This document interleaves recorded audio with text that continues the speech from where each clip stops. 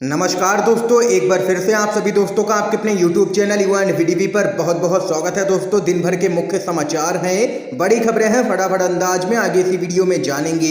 ये वो खबरें हैं जो गोदी मीडिया आप तक नहीं पहुंचाता है। तो वहीं दोस्तों, खबरों की तरफ बढ़ने से पहले आप लोगों से एक छोटा सा निवेदन है कि अगर आप लोग भी खुल करके देश भर में लगातार नफरत फैला रही गोदी मीडिया का बहिष्कार करते हैं, विरोध करते हैं, तो अभी इस वीडियो को लाइक कीजिएगा, चैनल को फ्री में सब्सक्राइब करके बेल के आइकन को जरूर दबाइएगा दोस्तों, और कमेंट बॉक्स में कमेंट कीजिएगा जय हिंद जय भारत। दरअसल दोस्तों, पहली बड़ी खबर आप लोगों को बताते चलें, राज्यसभा चुनाव में भाजपा को लगा है बड़ा झटका। ओवैसी की पार्टी का शिवसेना कांग्रेस गठबंधन प्रत्याशी को समर्थन।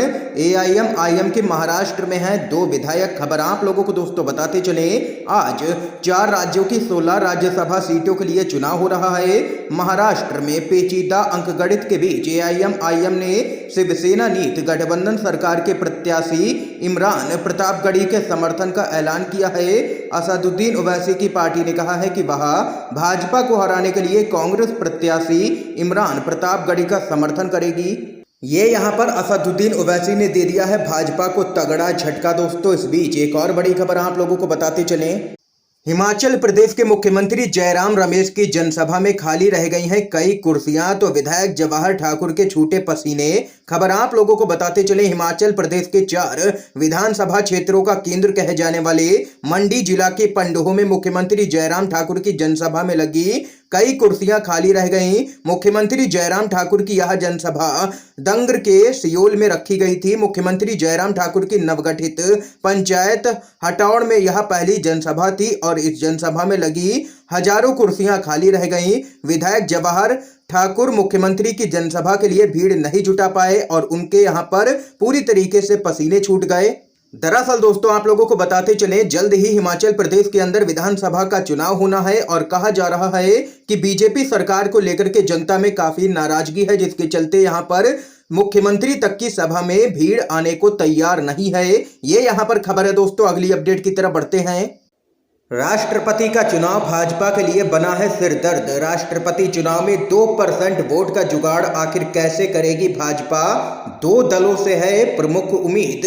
आप लोगों को खबर बताते चले, राष्ट्रपति चुनाव के लिए निर्वाचन आयोग ने भले ही तारीख का ऐलान कर दिया हो, लेकिन एनडीए खेमे में हलचल इस समय तेज है। आप लोगों को बताते चले, देश के प्रथम नागरिक के चुनाव में यूं तो केंद्र की सत्ता पर काबिज भाजपा की स्थिति मजबूत नजर आ रही है, लेकिन विपक्ष को साधने की भी यहां पर कोशिश कर सकती है एनडीए, और यहां पर विपक्ष में सेंध लगाने की भी कोशिश यहां पर भाजपा कर सकती है। आप लोगों को बताते चले, इसकी वजह यह है कि भाजपा के पास कुल 48.9% वोट हैं और जबकि विपक्ष के पास 51.1% वोट हैं। यानी कि कुल मिलाकर के देखा जाए तो एनडीए के पास बहुमत का आंकड़ा इस समय मौजूद नहीं है, जो कि पिछले चुनाव में मौजूद था। ऐसे में भाजपा को 2.2% के अंतर को खत्म करने के लिए विपक्षी खेमे में या तो सेंध लगानी होगी या फिर किसी दल का समर्थन लेना होगा।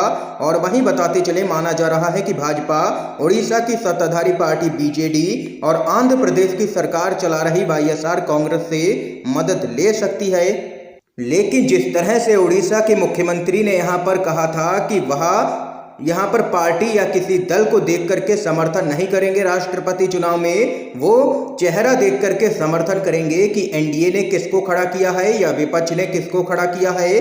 और वहीं अब आप लोगों को बताते चलें, इसके अलावा केसीआर की पार्टी टीआरएस से भी समर्थन यहां पर भाजपा मांग सकती है। हालांकि उन्होंने जिस तरह से भाजपा के खिलाफ देश भर में खेमेबंदी शुरू की है, उससे ऐसा लगता है कि वह एनडीए उम्मीदवार को समर्थन किसी भी कीमत पर नहीं देंगे। ऐसे में राष्ट्रपति चुनाव में भले ही भाजपा मजबूत स्थिति में नजर आ रही हो, लेकिन 2% वोटों का गणित उसे यहां पर पूरी तरह से हिला करके रखा हुआ है और यह भाजपा के लिए सिर दर्द भी बना हुआ है। और अगर कहीं विपक्ष ने किसी ऐसे उम्मीदवार को इस चुनाव में खड़ा कर दिया जिसको यहां पर उड़ीसा के मुख्यमंत्री नवीन पटनायक ने अपना समर्थन दे दिया, तो भाजपा के लिए मुश्किलें और भी बढ़ सकती हैं और भाजपा की इस चुनाव में हार भी हो सकती है। ये यहां पर खबर है दोस्तों। अगली अपडेट की तरफ बढ़ते हैं, पैगंबर मोहम्मद पर टिप्पणी की ममता बनर्जी ने की है निंदा। बीजेपी नेताओं की तुरंत गिरफ्तारी की उठाई है मांग। खबर बताते चले, पैगंबर मोहम्मद पर आपत्तिजनक टिप्पणी के मामले में बीजेपी ने अपनी प्रवक्ता नूपुर शर्मा को निलंबित कर दिया, लेकिन ये मामला दिन पर दिन बिगड़ता ही जा रहा है क्योंकि अभी तक नूपुर शर्मा और नवीन जिंदल की गिरफ्तारी नहीं हुई है। अब इस मामले में पश्चिम बंगाल की मुख्यमंत्री ममता बनर्जी ने खुले शब्दों में निंदा करते हुए इसे घृणा भाषण करार दिया है और मांग की है कि आरोपी नेताओं को तुरंत गिरफ्तार किया जाना चाहिए और ऐसे लोगों को सलाखों के पीछे डालना चाहिए। मुख्यमंत्री ममता बनर्जी ने कहा है कि इस तरह की टिप्पणियों से न केवल हिंसा होती है बल्कि सामाजिक विभाजन भी होता है। उन्होंने सभी धर्मों, जातियों और समुदायों के लोगों से उकसावे के बावजूद शांति बनाए रखने का आह्वान किया है। ये यहाँ पर कहना है ममता बनर्जी का। इस बीच एक और बड़ी खबर आप लोगों को बताते चलें।